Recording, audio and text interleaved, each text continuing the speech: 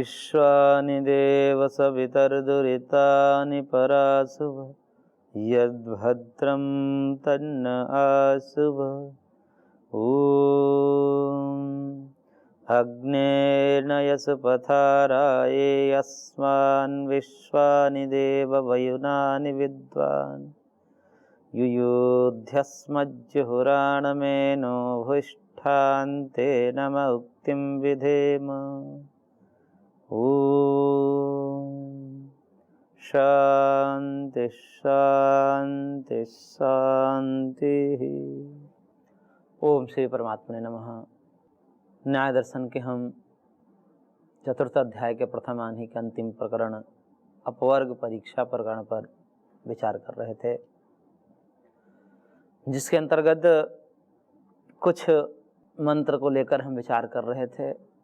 पूर्व पक्ष के द्वारा एक संशय उठाया गया कि जिस ब्राह्मण ग्रंथ के मंत्र का उल्लेख किया गया वह मंत्र गृहस्थपरक हैं और आप उसमें संन्यास आश्रम की परिकल्पना कर रहे हो, तो संन्यास आश्रम तो उस प्रकरण में कहा ही नहीं, वो है ही नहीं, वो शास्त्रोक्त ही नहीं है, वह वेदोक्त ही नहीं है। इसलिए जब वेद में कहा ही नहीं तो आप उसमें क्यों जबरदस्ती जरा शब्द से संन्यास आश्रम के काल को लेकर कैसे आप खींचातानी कर रहे हो।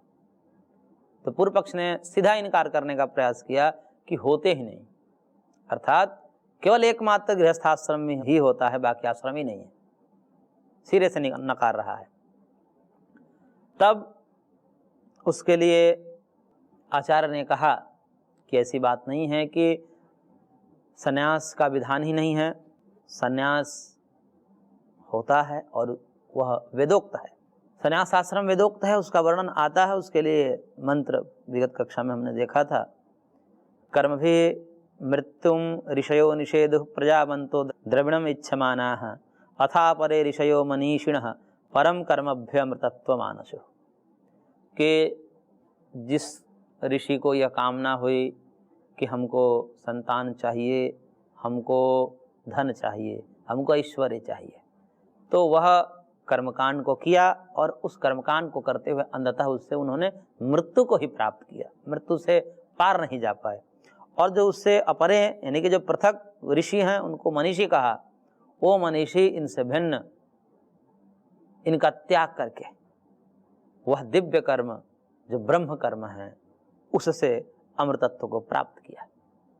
और भी कहा न कर्मणा न प्रजया धनेन त्यागेन एके अमृतत्व मानसो, कि यह जो अमृतत्व है, भगवत प्राप्ति है, मोक्ष है, निर्वाण है, अपवर्ग है, यह प्रजा से नहीं मिलता। प्रजा मतलब संतान उत्पत्ति से। यदि आपके संतान होंगे तो ये जरूरी नहीं है कि आप भगवत प्राप्ति कर लें, और नहीं आप धन से कर सकते हो, और न कर्मणा, कर्मणा से कर्मकांड को खंडन कर दिया, कर्मकांड से भी नहीं कर सकते हो। तो किसे कर सकते हो? त्यागेन एके अमृतत्व मानसो, इनके परित्याग से, अभिमान त्याग से। एके मतलब बिरले लोग हैं उनमें से जो अमृतत्व को प्राप्त करते हैं। यानी कि कर्मकांड को निषेध करके एक विलग अमृतत्व को प्राप्त करने के लिए विधान किया गया है। इसे पता चल रहा है, संकेत मिल रहे हैं। यदि केवल कर्मकांड ही होता, केवल गृहस्थाश्रम ही होता और उसके लिए जो विधान किया गया है कर्मकांड आदि का वही एकमात्र आश्रम होने से कर्म होता, तो कर्मकांड का निषेध नहीं होता। यहां पर निषेध किया गया है कि न कर्मणा, कर्म से भी प्राप्त नहीं किया जा सकता, न धनेन, धन से भी नहीं, न प्रजया, संतान से भी नहीं। तो इनसे त्याग से, यानी कि अभिमान त्याग, त्याग का मतलब यहां पर अभिमान त्याग से है, यानी कि कामनाओं का त्याग से है, कि कामनाओं के त्याग से ही अमृतत्व की प्राप्ति होगी। जब तक लौकिक या पारलौकिक कामनाएं लगी रहेगी व्यक्ति के अंदर, तब तक नहीं मिलेगा। और ये सारे के सारे गृहस्थ के जो कर्म विधान किए गए हैं वो सब के सब कामना मूलक हैं। किसी में स्त्री की कामना, किसी में पशु की कामना, किसी में पुत्र की कामना, किसी में धन की कामना, ये कामनाएं लगी रहती है और उन्हीं को ध्यान में रख करके कामना मूलक ये याग आदि कर्म बनाए गए हैं। और इसका निषेध कर दी श्रुति। साक्षात श्रुति अपने मुख से की है वर्णन, ये वेद मंत्र है। न कर्मणा, कर्म से भी प्राप्त नहीं हो सकता। और फिर ऐसा भी नहीं है कि केवल कह करके छोड़ दिया कि कर्म से नहीं प्राप्त हो सकता, इसका मतलब हो ही नहीं सकता प्राप्त, ऐसा भी नहीं किया। अगले ही उत्तर वाक्य में विधान किया, त्यागे ने अमृतत्व मानसो, त्यागे ने, त्याग के द्वारा अमृतत्व को प्राप्त किया जाता है। तो इससे संकेत मिलते हैं कि केवल एकमात्र गृहस्थाश्रम ही नहीं है, उससे अतिरिक्त भी आश्रम हैं। और भी कहा, परेण नाकम निहितम गुहायाम विभ्राजते यदतयो विशंति। परेण नाकम यानी कि अविद्या से परे वह अमृतत्व कहाँ है? निहितम गुहायाम, यानी कि अमृतत्व भगवान ही अमृत है। तो वह भगवान जो कहाँ है? निहितम गुहायाम, हृदय रूपी गुहा में है, वही प्रकाशित होता है वो। विभ्राजते यद यतयो विशंति, और उसी में यति लोग, यतयः शब्द यहाँ पर दिया है, यतयो विशंति, यहाँ पर यति लोग उसी में विचरण करते हैं, उसी में प्रविष्ट करते हैं, उसी हृदय रूपी गुहा के अंदर वो जो अपने आत्म अनुसंधान करके, अपने स्वरूपानुसंधान करके वह उस हृदय रूपी गुहा में स्थित परम तत्व को प्रकाशित करता है, जान लेता है, देख लेता है। यहाँ पर स्पष्ट यति शब्द का प्रयोग किया गया है श्रुति के द्वारा। तो इसलिए आप ये नहीं कह सकते कि संन्यास आश्रम है ही नहीं, केवल एकमात्र गृहस्थी है, ऐसा नहीं कह सकते। और भी कहा, वेदाहमेतम पुरुषम महांतम आदित्य वर्णम तमसः पश्चात् तमेव विदित्वाति मृत्युमेति नान्यः पंथा विद्यते यनाय। कि वेदहमेतम पुरुषम महांतम, कि अहम एतम पुरुषम महांतम वेद, मैं इस महान पुरुष को जानता हूं, जान लिया हूं। ये तब साधक घोषणा करता है, उस समय यति जिस समय ब्रह्म साक्षात्कार कर लेता है उस समय यह घोषणा करता है। यह घोषणा के वाक्य है कि वेदा हमेतम पुरुषम महांतम, मैं उस महान पुरुष को, जो महान विराट पुरुष है, उसको जानता हूं, मैंने उसका साक्षात्कार किया है, अनुभव किया, केवल सुना नहीं है, अपितु जानता भी हो। कैसा है? आदित्य वर्णम, वह प्रकाश स्वरूप, ज्ञान स्वरूप है। आदित्य का मतलब प्रकाश स्वरूप, प्रकाश ज्ञान का प्रतीक होता है, चेतनता का प्रतीक होता है। तो वह आदित्य वर्ण का है। और कैसा है? और भी धर्म बताए उसके, तमसः परस्तात्, वह तमस से परे है, अंधकार से परे है, अज्ञान से परे है, अज्ञान रूपी अंधकार से वो सर्वथा परे है, उसमें अज्ञान का लेश भी नहीं है। तो अज्ञान रूपी तमस से परे है। और दूसरे एक और वाक्य कह रहे हैं कि यदि किसी को यह प्राप्त करनी है मेरी जैसी स्थिति, उस पुरुष को जानना है, तो कह रहे कि तमेव विदित्वाति मृत्युमेति, उसको ही जानकर, तम एव विदित्वा, एव शब्द लगाया और कहा तुम उसको ही जानकर, अतिमृत्युमेति, मृत्यु से पार जाया जा सकता है। मृत्यु से पार जाना बहुत बड़ी उपलब्धि है। सबसे जो कठिनतम कार्य है वो मृत्यु से पार जाना है, कि हम मृत्यु को न प्राप्त कर सके, हम अमृतत्व को प्राप्त कर लें, अमर हो जाएं। अमर कब होगा? जब तक शरीर रहेगा तब तक अमर हो ही नहीं सकता। तो यह जो जन्म मरण की परंपरा है ये उच्छेद हो जाए, इसके लिए कहा कि तमेव विदित्वाति मृत्युमेति, उसको जानकर ही, उसको जानकर कौन? वो जो आदित्य वर्ण वाला पुरुष है, जो तमस से परे है, अंधकार से परे है, अविद्या से परे है, उसको जान करके ही मृत्यु से पार किया जाता है। और अंतिम जो महत्वपूर्ण बात कहा, नान्यः पंथा विद्यते, केवल एकमात्र यही रास्ता है और कोई रास्ता ही नहीं है। निषेध कर दिया, मना कर दिया। ये शब्द पहले लगाया कि उसको जानकर ही हो सकता है, और साथ साथ अन्य मार्ग का निषेध कर दिया। तो अन्य मार्ग का निषेध करने का क्या तात्पर्य है? यदि गृहस्थ आश्रम ही केवल होता और उसके यागादि कर्म होते, उसको तो यहाँ पर कहा ही नहीं। और नहीं तो पूर्वोक्त जो श्रुति थी उसमें तो न कर्मणा शब्द से स्पष्ट ही मना कर दिया, कर्मकांड से नहीं हो सकता। और यहाँ पर भी श्रुति में नान्य पंथा विद्यादाय से भी वही अर्थ निकलता है कि परमात्मा की प्राप्ति का, भगवत प्राप्ति का अतिरिक्त मृत्यु से पार जाने के लिए और कोई मार्ग ही शेष नहीं है। यह स्वयं भगवती श्रुति कह रही है, और इसी श्रुति का साक्षात करके वह उद्घोषणा कर रहा है ऋषि। श्रुति के ही कथनों को साक्षात्कार करके उद्गार निकला है महर्षियों के अंतःकरण से। तो अब ये बताइए कि यदि गृहस्थ ही एक मार्ग होता मोक्ष परक जो संन्यास आश्रम न होता तो ये श्रुतियां यतयो विशंति, इसमें तो यति शब्द स्पष्ट आया है। अमृतत्व के प्राप्त करने के लिए ये सब कर्म है, ये तो आए हैं, वो उससे पृथक है। न कर्मणा से भी पता चल रहा है, नान्य पंथा विद्यते नाय से पता चल रहा है। तो इसलिए यह कथन ठीक नहीं है कि केवल एकमात्र गृहस्थ आश्रम ही होता है, बाकी आश्रम नहीं होता है। दोनों आश्रम होता है, यानी कि दोनों का तात्पर्य सब आश्रम, चारों आश्रम होते हैं। गृहस्थ से विलग जो ब्रह्मचर्य आश्रम है वो भी आश्रम है, वानप्रस्थ है वो भी आश्रम है, संन्यास है वो भी आश्रम है। वो सब वेदोक्त है, ऐसा नहीं है कि वेद में कहा नहीं, ब्राह्मण में नहीं कहा तो केवल ब्राह्मण ही एक वेद थोड़ी है। वेद तो संहिता से लेकर के ब्राह्मण ग्रंथों पर्यंत सबको वेद संज्ञा होती है। मंत्र ब्राह्मण यो वेद नामधेयम, मंत्र भाग यानी कि संहिता भाग और ब्राह्मण भाग, इन सबकी वेद संज्ञा होती है। तो यदि आप कह रहे हो कि वेदोक्त नहीं है संन्यास मार्ग, तो इसका मतलब आप मंत्र को भी नकार रहे हो क्या? मंत्र को आप नहीं नकार सकते, केवल ब्राह्मण भाग को देख करके आप नहीं कह सकते केवल ब्राह्मण नहीं है, ब्राह्मण के अतिरिक्त उपनिषद है, संहिताएं हैं, आरण्यक हैं, उनमें भी तो झांको, उनके तरफ भी तो देखो, उनमें तो भरे पड़े हैं। वहां तो स्पष्ट विधान किया गया है। अब इसको भी लेकर कोई कहे कि भाई यहाँ भी यति शब्द आ गया है, लेकिन यहाँ थोड़ी कहा गया है कि भाई ये कोई आश्रम है या इस आश्रमों के लिए ये कर्म करे, क्योंकि वहां विधि नहीं है, ऐसा भी कोई कह सकता है।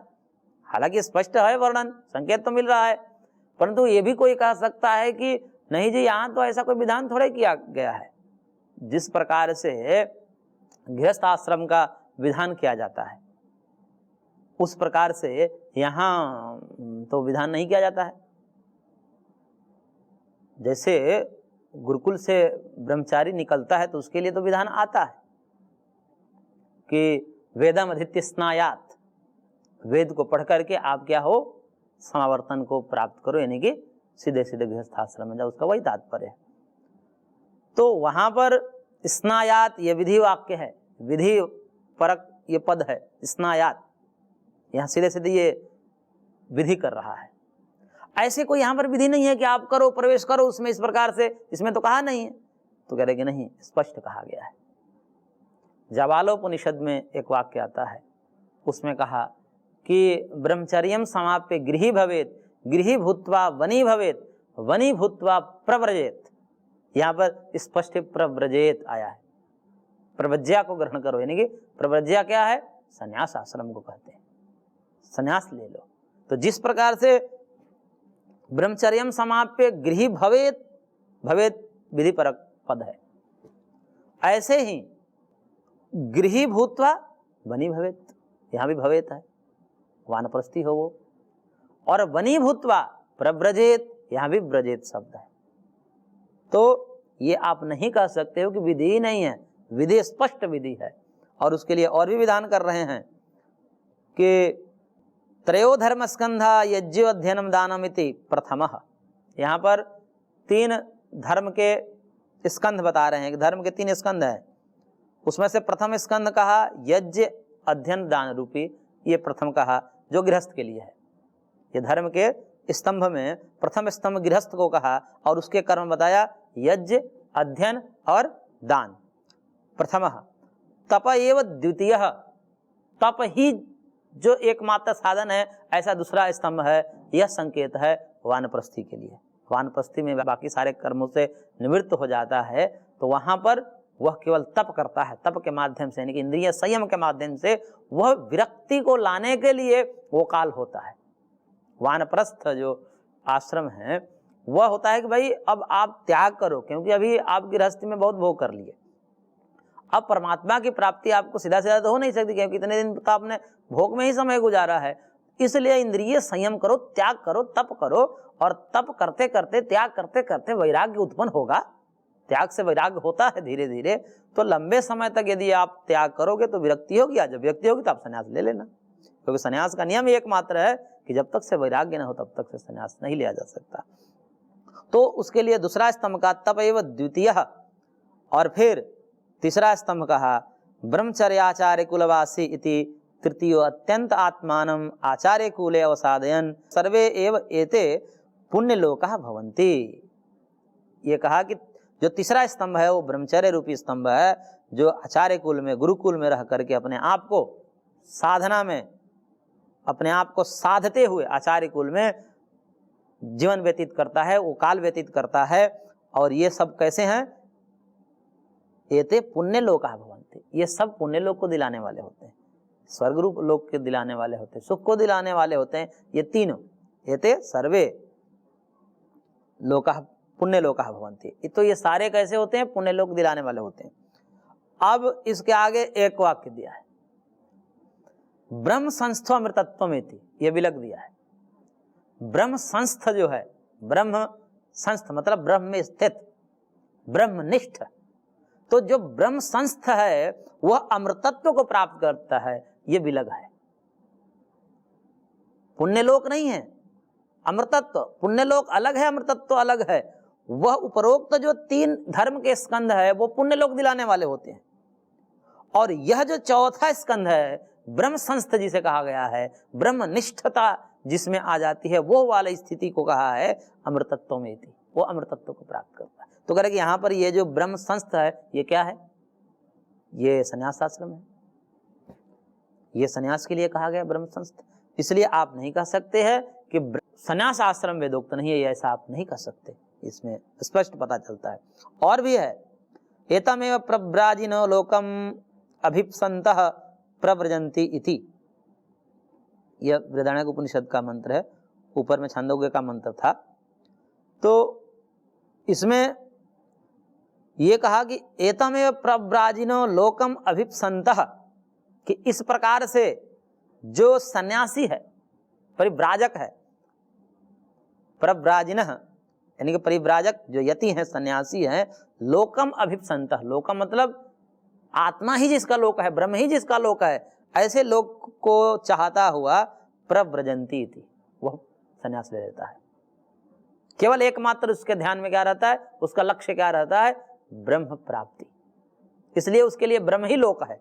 लोक का अर्थ यहाँ पर अन्य लोक नहीं करना चाहिए, लोक का मतलब यहाँ पर ब्रह्म ही लोक है, इसलिए ब्रह्मलोक कहा जाता है, उस स्थिति को ब्रह्मलोक कहा जाता है। तो ब्रह्म ही लोक है जिसका ऐसे यति सन्यासी उसकी कामना करते हुए प्रव्रज्या को ग्रहण करते हैं, वह संन्यास को ग्रहण करते हैं। ये हो गया। और भी एक मंत्र दे रहे हैं, बृहदारण्यक उपनिषद का ही मंत्र है। इसमें यह कहा कि अथो खलु वाहु काममय येव अयम पुरुषम इति स यथा कामो भवति तथा क्रतुर्भवति, यथा क्रतुर्भवति तथा तत्कर्म कुरुते, यत् कर्म कुरुते तद अभिसंपद्यते। इसमें यह कहा कि जो ये काममय पुरुष है, कामना वाला जो पुरुष है, जिसके अंदर सकाम कामनाएं हैं, सकाम कर्मी है। सकाम कर्म का मतलब उसके अंदर धन की कामना, स्त्री की कामना है, पुत्र की कामना है, ये जो पुत्रेष्णा लोकेष्णा वितेष्णा है, इसकी कामना है। ऐसे कामनामय पुरुष के लिए क्या होता है? वैसे ही वो तत्क्रतुर्भवति, वैसे ही उसकी संकल्प होती है। संकल्प भी उसके वैसे ही होते हैं, जिस प्रकार से वो ज्ञान रखेगा, जिसकी कामना रखेगा, संकल्प भी तो वही करेगा। जिसके अंदर धन की कामना है तो संकल्प कैसा करेगा? धन प्राप्त करने के लिए संकल्प करेगा। और यथा क्रतुर्भवति तत्कर्म कुरुते, जैसा संकल्प होगा वैसे कर्म करेगा, और जैसा कर्म करेगा यत् कर्म कुरुते तद अभिसंपद्यते, और जैसा कर्म करेगा वैसे ही अगला जन्म पाएगा, उसी अनुसार वो फल मिलेगा। तो अब यह कामना मूलक पुरुष के लिए कहा। इसके आगे जो कहा वह विशेष बात कही, उसमें यह कही कि इति नो कामयमानो अथ अकामयमानो यो अकामो निष्काम आत्मकाम आप्तकामो भवति न तस्य प्राणः उत्क्रामन्ति इहैव समवलीयन्ते ब्रह्मैव सन ब्रह्माप्येति। ये कहा कि जो उससे विलग हैं, जो अकाम हैं, जो निष्काम हैं, जो आत्मकाम है, केवल आत्मा की ही कामना जिनके अंदर है, और आत्मकाम का मतलब आत्मा ही जिसकी कामना में है, जो केवल एकमात्र ब्रह्म कामना वाले हैं, ऐसे आत्मकाम आप्तकामों यानी कि समस्त जिनकी बाकी सारी लौकिक कामनाएं पूर्ण हो चुकी है, तभी तो उसके अंदर ब्रह्म कामना आएंगी। तो इस प्रकार के जो व्यक्ति हैं उसके प्राण उत्क्रमण नहीं करते, यानी कि यही विलीन हो जाते हैं और ब्रह्म को प्राप्त करके ब्रह्म में ही लीन हो जाता है। तो इस प्रकार की ये अकामना में यानी कि निष्काम कर्म के लिए एक आश्रम का विधान है, सकाम से पृथक है, क्योंकि सकाम का तो पूर्व में कह दिया कि जो जैसा संकल्प करेगा वैसा कर्म करेगा, वैसा कर्म करेगा तो वही फल पाएगा। लेकिन यह उनसे अतिरिक्त है। समस्त कामनाओं को निवृत्त होकर के जो आत्म काम हो चुका है, आप्त काम हो चुका है, उसके लिए ये विलग है। इसलिए यह आप नहीं कह सकते कि वह आश्रम है ही नहीं। और अंतिम में यह कहा कि तैत्तिरीय संहिता का एक मंत्र दिया, उसमें स्पष्ट रूप से कहा ये चत्वारः पथयो देवयाना। ये जो 4 पथ देवयान के तरफ से कहे गए, चत्वारः से वहां पर ब्रह्मचारी, ब्रह्मचर्य आश्रम, गृहस्थ, वानप्रस्थ और संन्यास यही है जो देवयान के रूप में वर्णन किया गया है। तो इस प्रकार से एक ही आश्रम केवल गृहस्थ है ऐसा नहीं है, 4 आश्रम हैं, ब्रह्मचर्य आश्रम, गृहस्थ आश्रम, वानप्रस्थ आश्रम और संन्यास आश्रम। तो इस प्रकार से यहाँ पर ये 60वें सूत्र की व्याख्या पूरी होती है। आज की कक्षा को हम यहीं पर विराम देते हैं, शेष अगले अंक में। ओम शांति शांति शांति।